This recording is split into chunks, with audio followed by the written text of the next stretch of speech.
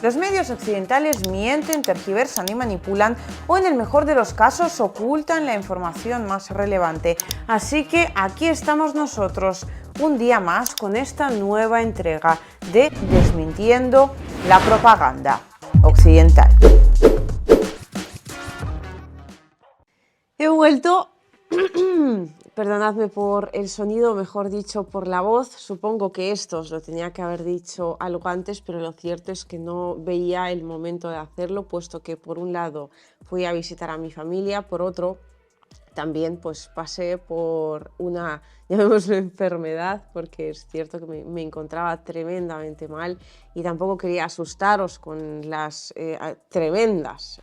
valga la redundancia, pintas que llevaba. Ahora el tema es lo suficientemente importante como para juntarme de una pieza, y yo espero que a partir de este momento también los informes vuelvan a ser habituales, puesto que ojalá la enfermedad me haya soltado del todo y pues todavía quizás me queden algunos restos en forma de voz ronca, pero eso es todo. Además, desde Krasnoyarsk, ya estando algo pachuchilla, he intentado grabaros un vídeo anunciando algunas novedades en el canal. Creo, por los comentarios, que no he conseguido explicarme lo suficientemente bien, y lo que quería decir no era que fueran a desaparecer estos informes, que espero vuelvan, repito, a ser tan habituales como de costumbre, sino que lo que quería anunciaros era el hecho de que me apetecía compartir cada vez más contenido personal con vosotros, así que aparte de estos informes probablemente pues también aparecieran en este canal algún tipo de vídeos con reflexiones más personales, o incluso también reflexiones que tuvieran que ver con geopolítica, pero quizás en contextos algo más distendidos. Esto por un lado, y espero que a partir de ahora, o sea, que con esta explicación ya haya quedado lo suficientemente claro. El contenido habitual seguirá siendo el contenido habitual, pero vamos a intentar abrir un poquito el abanico del mismo. Y en cuanto a lo que tenemos que comentar hoy, intentaré ser todo lo breve que pueda, porque el tema tampoco es que dé mucho de sí y da demasiado de sí a la vez, y es que hoy hemos conocido el hecho de que Gonzalo Lira, el periodista chileno estadounidense, ha fallecido en Ucrania, básicamente víctima del régimen de Kiev. Y aquí tengo que hablar desde varias posturas y explicaros bien qué es lo que pasó exactamente con Gonzalo, puesto que yo personalmente mantenía bastante contacto en algunos momentos con él, y además de alguna manera todos los periodistas independientes que trabajamos sobre el tema del conflicto ucraniano al final estamos en contacto en un momento u otro. Yo aparecí en su canal en una especie de mesa redonda que él organizó, que solía organizar, y ahí pues hablamos precisamente de lo que está transcurriendo, de lo que está ocurriendo, ¿no? Particularmente en aquel programa aquí en Donbass, pero dentro del conflicto ucraniano en general. Gonzalo Lira tenía 55 años y había hecho de todo, y yo creo que de hecho hizo de director de películas, y en los momentos de conversación que compartí con él, porque tanto antes del programa como después, al final hablábamos y me comentó muchas cosas de qué fue lo que pasó con aquellas detenciones, porque era un tema que él ya no comentaba, nunca de hecho dio explicaciones. Es que fue detenido por el régimen de Kiev, si no me equivoco, en hasta 3 ocasiones. Y claro, hubo un momento en el cual desapareció de los radares por primera vez, y entonces muchos, yo todavía no le conocía ni había hablado con él, de alguna forma le echamos en falta, y bueno, comenzamos a preguntarnos en nuestras respectivas redes sociales, ¿no?, qué pasó con Gonzalo Lira, por qué nadie está buscando a Gonzalo Lira. Y de hecho, fijaos,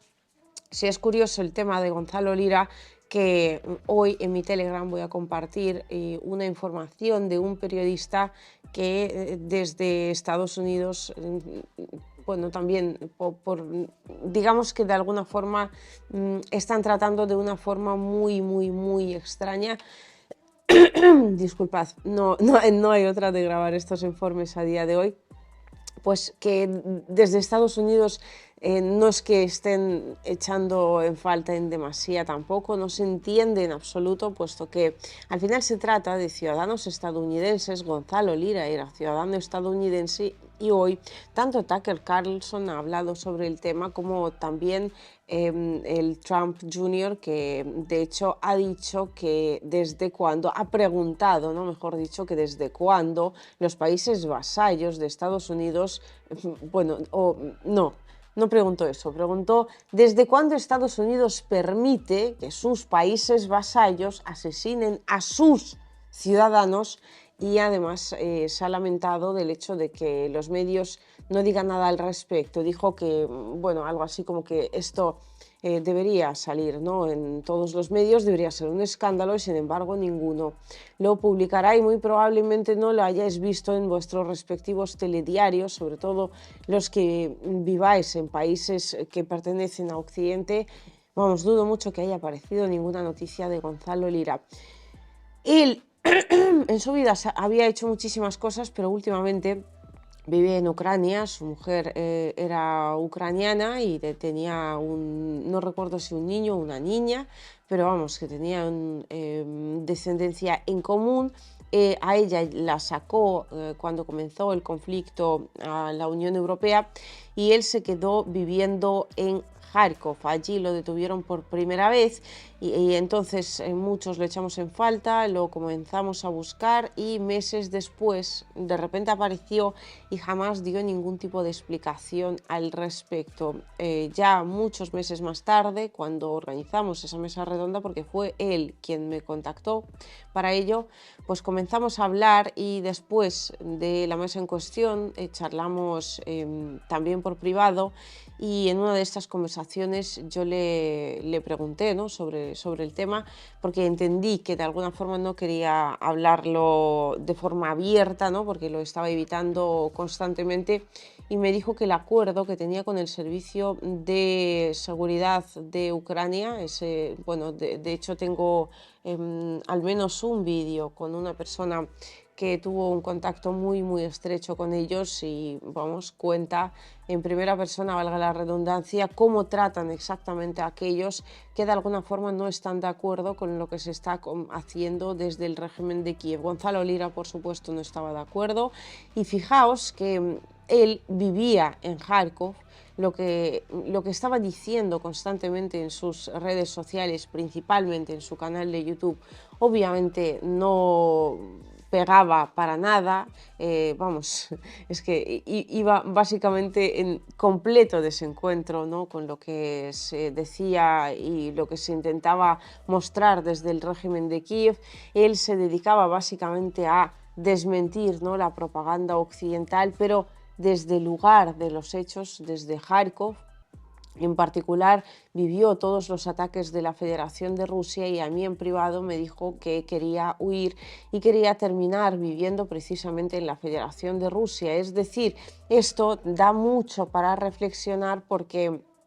fijaos hasta qué punto tenía que ver que algo no cuadraba dentro del relato del régimen de Kiev, que él, viviendo los ataques rusos contra la ciudad en la cual estaba residiendo, aún así seguía apoyando a la Federación de Rusia. Aún así, era una figura muy controvertida y muy contradictoria, en el sentido de que el Servicio de Seguridad de Ucrania no solo lo había detenido y lo había tenido en una celda, si no me equivoco, única, o sea, una especie de celda de aislamiento durante muchísimo tiempo, sino que además de alguna forma afectó todo su futuro profesional, puesto que cualquier periodista que fuera a tener contacto con él, periodista independiente, quiero decir, tenía que aceptar necesariamente que Gonzalo Lira estuvo en manos del régimen de Kiev durante muchísimo tiempo. Al final lo soltaron y siguió viviendo en Kharkov. A mí me dijo que esto se debía básicamente a que no le dejaban salir, pero claro, él seguía viviendo en Kharkov y seguía en principio grabando los mismos vídeos. Esto me lo explicó diciéndome que no quería, en público nunca quiso hablar de esto, y yo espero que me perdone allá donde esté, pero creo que también es necesario, ¿no?, de alguna forma explicar a la gente quién era Gonzalo. Y él me dijo que, bueno, mientras no se metiera en determinados asuntos muy particulares que tenían que ver con el régimen de Kiev, pues como que de alguna forma le dejaban hacer, ¿no? Y le dejaban comentar la situación en términos en los que lo estaba haciendo, pero también había mucha gente que desconfiaba de que quizás pudiera ser algún tipo de agente del régimen de Kiev y que le dejaban hacer eso básicamente para que siguiera buscando contactos, por ejemplo, entre periodistas independientes o Dios sabe qué cosa. Lo cierto es que era un hombre, a día de hoy ya está clarísimo, tremendamente valiente, que falleció, o mejor dicho, dio su vida para que pudiera vivir la causa de la verdad, porque Gonzalo Lira en todo lo que decía lo único que hacía era de alguna forma intentar trasladar e intentar compartir con tantas personas como fuera posible la verdad que estaba viviendo directamente en el lugar de los acontecimientos. Desde los medios occidentales obviamente lo ignoraban en el mejor de los casos, cuando no lo criticaban directamente, porque él habló de Bucha y por supuesto no habló de Bucha en los términos occidentales, ¿no? Hizo muchísimas preguntas, preguntas muy incómodas, preguntas que nadie jamás respondió, y siguió haciéndose preguntas y siguió grabando vídeos hasta que ya no le dejaron hacerlo. Supongo que en algún momento igual se plantearon sencillamente que Gonzalo no era lo suficientemente importante y por lo tanto no era lo suficientemente peligroso, y después vieron que cada vez había más gente que le seguía y decidieron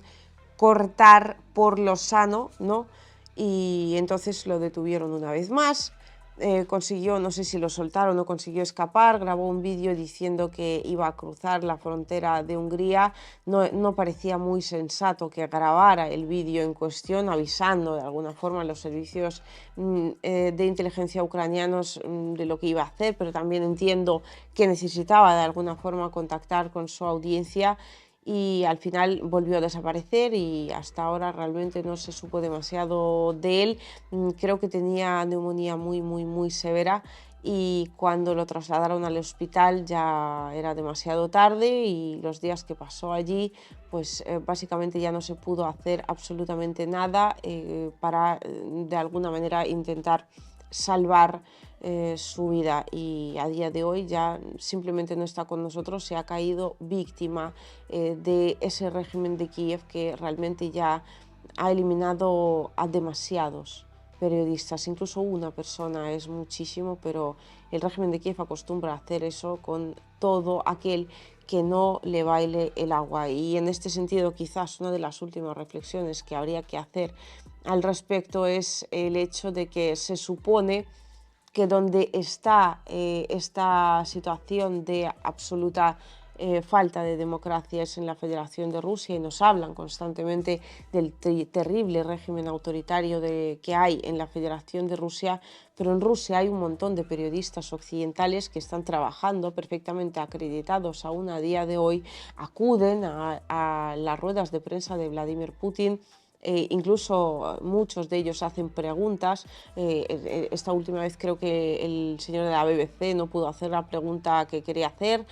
o sea, que no le dejaron hacer preguntas, y como que se cabreó muchísimo, pero lo cierto es que en todas las anteriores ruedas de prensa sí hizo preguntas. También le organizaron una entrevista con el ministro de Exteriores de la Federación de Rusia, Sergei Lavrov. O sea que no se sostiene ese relato de que en Rusia no se puede hacer absolutamente nada, pero donde realmente se bloquean los medios rusos es en Occidente, y donde realmente suceden cosas terribles con todos aquellos periodistas que quieran decir algo en contra es en Occidente también, o en este caso muy particular en Ucrania, donde se supone que lo que defiende Occidente es la libertad, la democracia, los derechos humanos y por supuesto, ¿no? Casi que por encima de todo, la libertad de expresión, que ya estamos viendo que en Ucrania sencillamente no existe. No sé hasta cuándo, no sé cuántos más tienen que irse antes, o desaparecer, mejor dicho, ¿no? A cuántas más personas tienen que hacer desaparecer desde ese terrible régimen para que en Occidente se den cuenta de lo que realmente está ocurriendo en Ucrania, o mejor dicho, para que lo reconozcan de una vez por todas, porque se dieron cuenta hace muchísimo. Lo que pasa es que no conviene reconocerlo porque a Estados Unidos no le viene bien. Es así de simple, tampoco vamos a darle más vueltas. Es una noticia muy triste. Mañana volveremos con los informes habituales. Hoy hay una persona menos que se atreve a contar la verdad. Una pena. Que descanse en paz.